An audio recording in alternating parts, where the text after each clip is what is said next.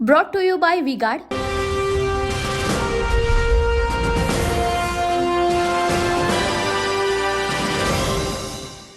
नमस्कार, TV9 मराठीमध्ये आपल्या सगळ्यांचे स्वागत. मी निखिला. पाहतोय देश महाराष्ट्र आणि बुलेटिनची सुरुवात मोठ्या बातमीनं.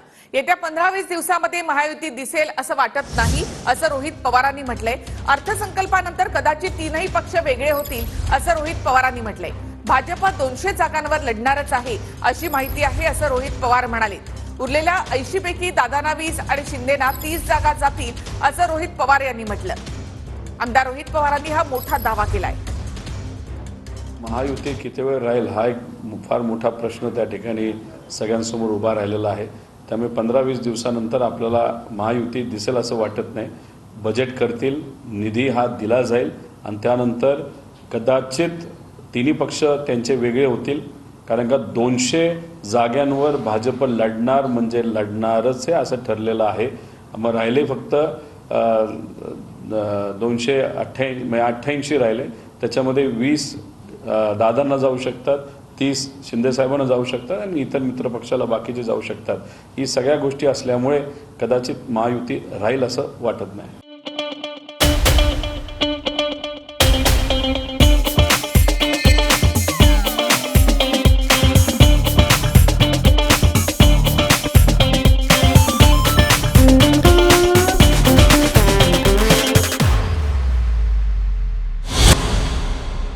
मनसेकडून विधानसभा स्वबळावर लढण्यासाठी तयारी सुरू आहे. विधानसभेच्या 200 ते 250 जागा लढवण्याची राज ठाकरे यांची भूमिका आहे.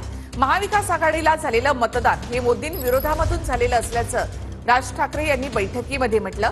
तर शिवसेना ठाकरे गटाला मुस्लिमांनी मतदान केल्याचं राज ठाकरे म्हणाले. मोदींविरोधातून महाविकास आघाडीला मतदान झालेलं नाही असं राज ठाकरेंनी म्हटलंय.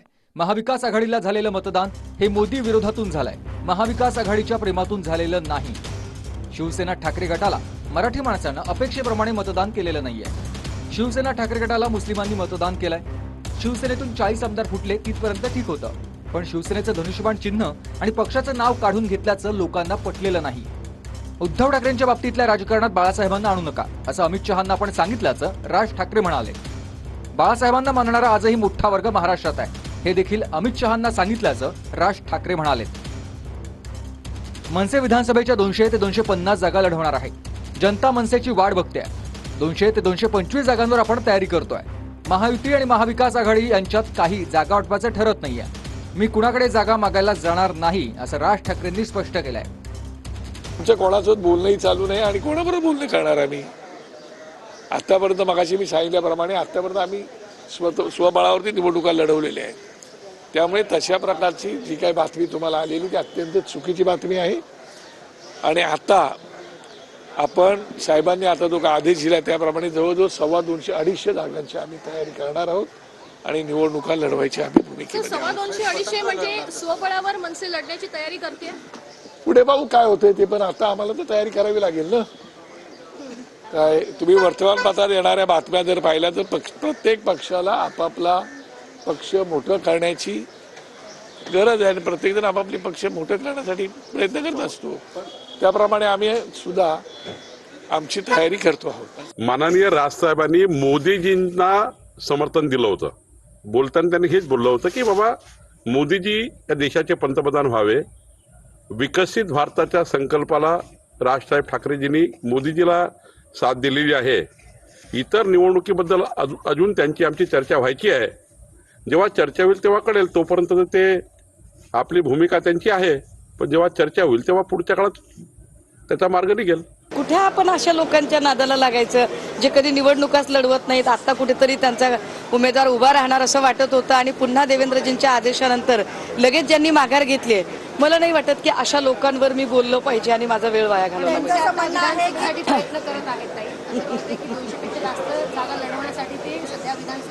चला बाबा, कुणीतरी इंजिनमध्ये फ्युएल भरायला तयार झालंय म्हणायचं. मी हे स्पष्ट सांगतो की आम्ही महायुतीला पाठिंबा दिला नव्हता. माननीय नरेंद्र मोदी पुन्हा या देशाचे पंतप्रधान व्हावे, कारण 2019 ते 24 मध्ये त्यांनी अत्यंत काही चांगल्या गोष्टी केल्या होत्या. त्याला म्हणून आम्ही पाठिंबा दिला. तर एवढाच आमचा महायुतीशी संबंध आहे, आमचा पुन्हा काही संबंध नाही. त्याच्यामुळे आज राजसाहेबांनी स्पष्ट सांगितले की प्रसारमाध्यमात जी चर्चा होते 15 आणि 20 जागा, असं काही नाही. आपण 250 ते 250 जागा लढणार आहोत. आमचा पक्ष हा दुसऱ्याच्या दारात चालला होता. काँग्रेस आणि राष्ट्रवादी बरोबर धनुष्यबाण हे कसं जाऊ शकतं हा आम्हाला पडलेला प्रश्न होता. चिन्ह घेण्याचं कारणच एक होतं.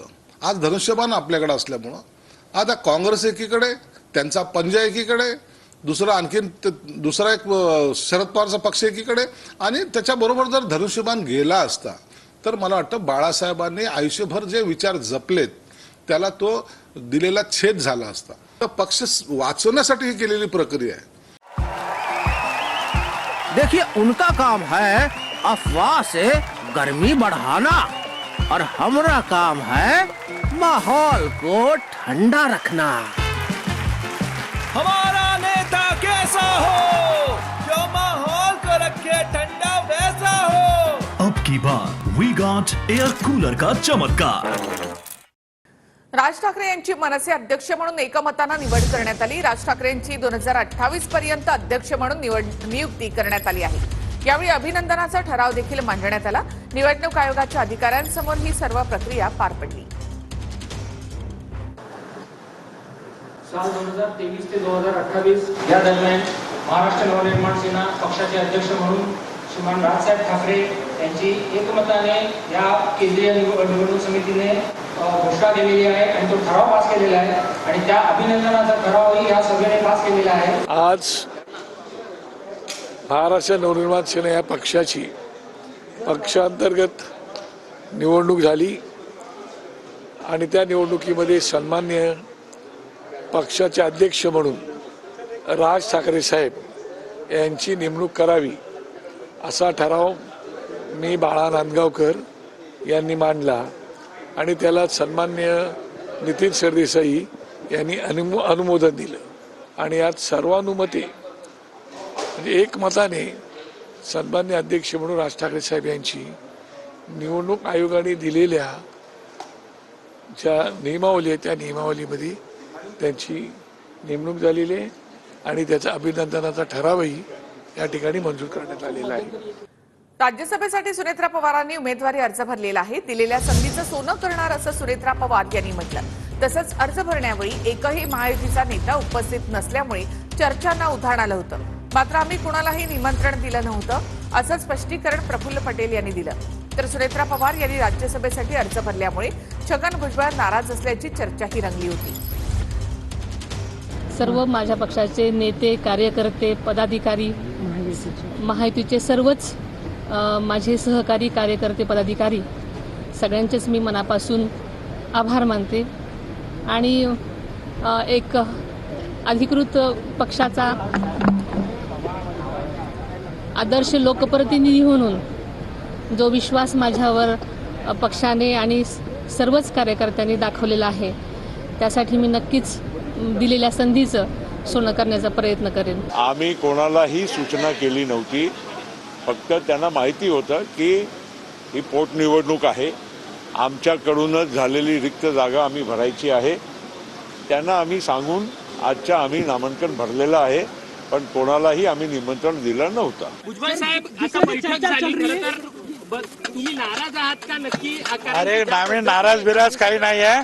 काय आता पुढच्या कामाशी जे आहेत आता काय काय करायचं आहे, बजेट येणार आहे, त्याच्याबद्दल काय काय करायचं आहे त्याची थोडीशी चर्चा झाली. दुसरं काही नाही. चला, मैं बिल्कुल नाराज नहीं हूँ.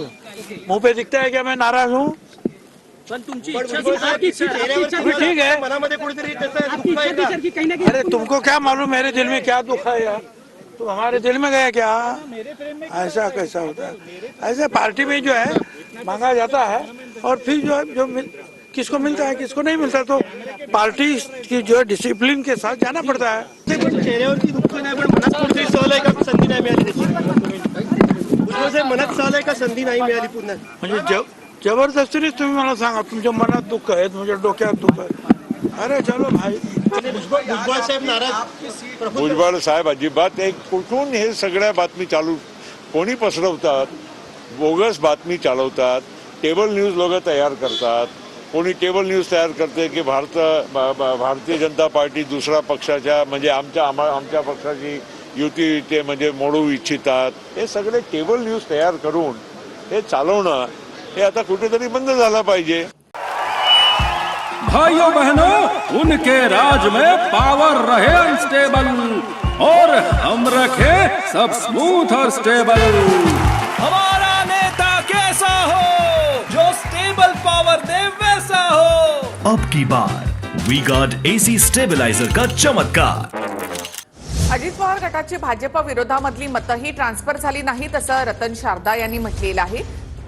संघाचे सदस्य रतन शारदा यांनी हे मत व्यक्त केलं. मुस्लिम मतांमुळे ठाकरे गटाचा विजय झाला असं त्यांनी म्हटलं. आरएसएसचे सदस्य रतन शारदा यांनी ठाकरे गटावर टीका केली आहे. शरद पवार जी अपनी बेटी और अपने भतीजे की लड़ाई के अंदर बहुत परेशान थे. उनकी परेशानी दूर हो गई जो अजीत पवार बाहर निकले. दूसरी बात, ये केवल मैं नहीं कह रहा हूं कि एक सैद्धांतिक आप चित्र देखिए कि 70 साल जिस संगठनों ने कभी आपस में हमेशा ऑपोजिट साइड पर रहे राजनीति के, महाराष्ट्र में खासकर जब बीजेपी नंबर 1 बन जाती है तो उसके वोटर एनसीपी को वोट देंगे क्या? एनसीपी का वोट भी जिनका एक शुरू से इसके बारे में जो लोग नहीं संघ हिंदुओं को समझ पाए, वो जो बस जनसंघ और भारतीय जनता पार्टी के विरुद्ध थे, वो ट्रांसफर होंगे क्या? स्पष्ट दिखता है कि वो ट्रांसफर नहीं हुए. ठीक है, जरूरत तो अभी हिंदू वोटों की शिवसेना को नहीं है. जो शिवसेना मुस्लिम थोक वोटों से जीती है वो तो भाजपा और संघ को ना ही उपदेश करे. जहां तक भाजपा और संघ का विचार है, मैं पहले ही बता चुका हूं कि हर संगठन का अपना केडर है, संगठन अपना काम है और पारिवारिक है, परिवार में मिलकर काम करते हैं. अगर लगता है कुछ कमी है तो उसके लिए एक दूसरे को बोलते भी ये कमी रह गई, वो कमी रह गई, तो ये थोड़ी कि परिवार टूटता है. सबसे बड़ा ये माना जा रहा है कि अजित पवार को शामिल करना बोलेगा तो दाव उल्टा पड़ गया बीजेपी. देखिए, मैं बार बार बता रहा हूँ कि भारतीय जनता पार्टी को 1,49,12,139 वोट मिले थे 2019 में. अब भारतीय जनता पार्टी को 1,49,13,947 वोट मिले. 947. भारतीय जनता पार्टी के वोट कम नहीं हुए हैं, सीटें कम हुई हैं, लेकिन भारतीय जनता पार्टी का 19 का 2024 का वोट बड़ा है, कम नहीं हुआ है. अजित पवार नकोशी झालेले आहेत भाजपला, त्यांना दूर केलं जाईल. आरएसएसच्या बातमी नाही, ते कोणी व्यक्तीच्या त्यांच्या विचार त्यांनी त्या वृत्तपत्रामध्ये काही त्यांनी दिलं असेल, त्याचा अर्थ हे नाही आहे की ती भारतीय जनता पार्टीची काही अधिकृत पोझिशन आहे. उनका बैकअप सिर्फ कल तक और हमारा चांद तक. हमारा नेता कैसा हो जो नॉन स्टॉप बैकअप दे वैसा हो. अब की बार वी गॉट इन्वर्टर बैटरी का चमत्कार. अजित पवार गटामध्ये रुपाली ठोंबरे त्रस्त आहेत असं सुषमा अंधारे यांनी म्हटलं. रुपाली ठोंबरेंना सांगितलं निर्णय घेण्याची हीच ती वेळ असं सुषमा अंधारे यांनी म्हटलं आहे. तर सुषमा अंधारे यांनी दिलेल्या संधीसाठी त्यांची आभारी आहे असं रुपाली ठोंबरे पाटील यांनी म्हटलं. सुषमा अंधारे माझ्या मैत्रीण आहेत, मात्र माझा अजितदादांच्या नेतृत्वावर विश्वास आहे असं त्यांनी म्हटलं. मला एवढं नक्की माहिती आहे, जेवढं आमचं बोलणं झालं त्यावरून त्या प्रचंड आता अस्वस्थ आहेत. कारण त्यांना असं वाटतंय की एकाच व्यक्तीला प्रवक्ता असेल, स्टार प्रचारक असेल, प्रदेशाध्यक्ष असेल, आयोग असेल, सगळी पदं जर एकाच व्यक्तीला मिळत असतील तर मग काम करणाऱ्या व्यक्तीचं काय. त्यामुळे त्या बऱ्यापैकी फ्रस्ट्रेट आहेत आणि निश्चितपणे त्या 2-3 दिवसात निर्णय घेतील. राजकारणामध्ये सुषमा अंधारे ताई या माझ्या सहकारी मैत्रिणी आहेत आणि त्यांनी जे ट्विट केले किंवा त्यांनी जी काय मला शिवसेनेत येण्यासाठी ऑफर दिलेली आहे, मी त्याच्यासाठी त्यांची आभारी आहे. परंतु मी माननीय अजितदादांच्या नेतृत्वावर विश्वास ठेवून राष्ट्रवादी काँग्रेस पक्षामध्ये प्रवेश घेतलेला आहे. नक्कीच अजितदादांच्या नेतृत्वामध्ये येणाऱ्या काळामध्ये सिद्ध होईल ते की काय मुस्कटदाबी माझी होतीये नाही होते, आणि जर ती असेल तर मी स्वतः येऊन तुमच्या मीडियासमोर सांगू शकेल. आणि आता बातमी येते जरांगे पाटील यांच्या संदर्भातली. 5 दिवसानंतर जरांगे पाटील यांनी आपलं उपोषण स्थगित केलेलं आहे. शंभूराज देसाई आणि संदीपान भुमरेंनी जरांगे पाटलांसोबत चर्चा केली. दरम्यान यावेळी जरांगे पाटलांनी राज्य सरकारला 1 महिन्याचा वेळ देत उपोषण स्थगित केलं आहे. मात्र मागण्या पूर्ण न झाल्यास विधानसभा निवडणुकीच्या मैदानामध्ये उतरणार असा इशारा जरांगे पाटील यांनी दिलाय. लोकांचा शब्द डावलून जर 1 महिन्याच्या आत जर आम्हाला नाही दिलं तर निवडणुकीत आम्ही उतरणार, मग तुम्हाला बोलू नाही.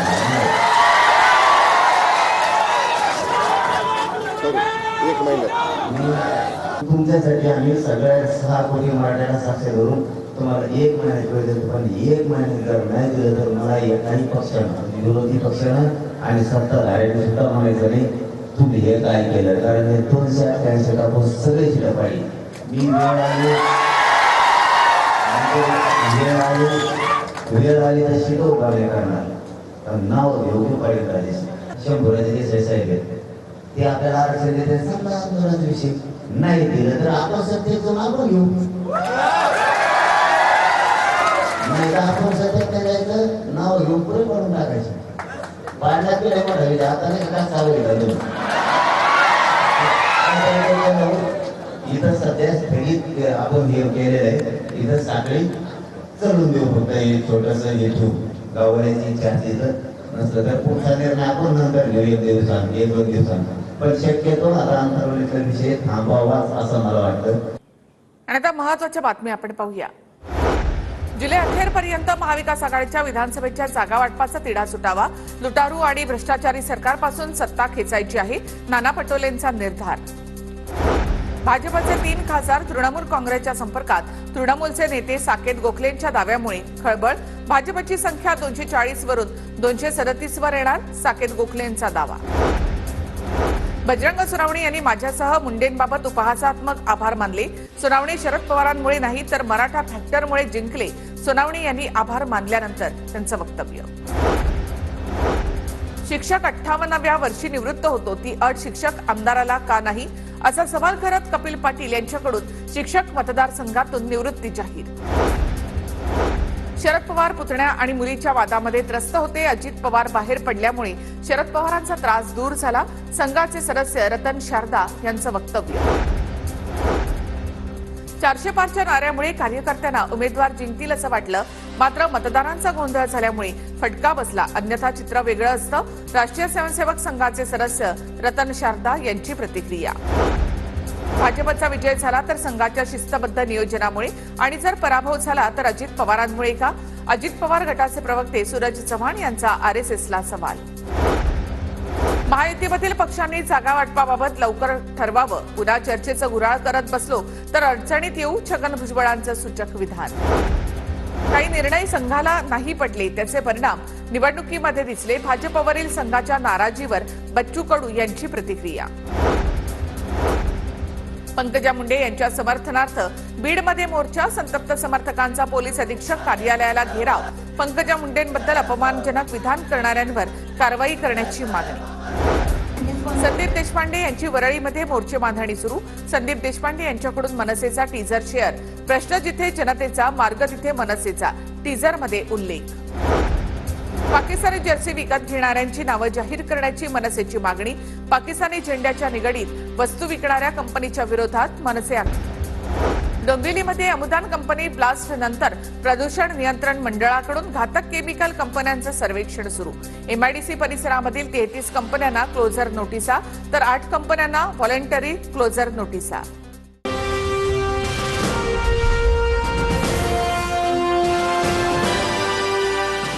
Brought to you by V-Guard,